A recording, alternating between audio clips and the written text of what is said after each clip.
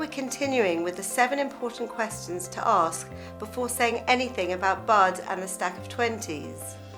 We've already asked 3 of the 7 questions. Is it true? Is it wrong? And did I speak to the offender first? Let's take a look at the next 2 questions. Question number 4 asks, am I being completely accurate?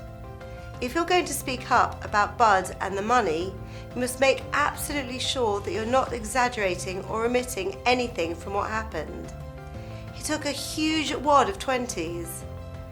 If you exaggerate what Bud did in any way, then you spoke slander about him. So as you try to help Bud repay what he stole, don't lie about him in the process. Similarly, don't leave out any details that would mitigate the severity of what he did. It's just as false to leave out a meaningful detail that would soften the listener's impression of what Bud did. As beloved English poet, painter and printmaker William Blake once said, "A truth that's told with bad intent beats all the lies that you can invent."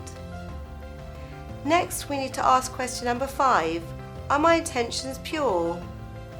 We stated previously that intent is a critical difference between lashon hara, that's forbidden to say, and what's appropriate and even obligatory to say. Your intent has to be constructive, which in this case is helping Bud to repay the stolen money. Let's say that you and Bud don't get along so well. You may experience a little inner pleasure in telling the boss about Bud's misdeeds. Or let's say that instead of taking the money out of the cash register, Bud took money from your wallet. Even if you think you're talking about it for constructive purposes, you can't escape the desire to see Bud publicly disgraced for the financial loss that he caused you. In this case, even if you're sure you won't exaggerate, and even if all the other questions have been answered, you still shouldn't say anything. If you're still not sure what, if anything, to say about Bud after asking questions 1 through 5, we'll ask 2 more important questions in the next lesson that will help you come to the right conclusion.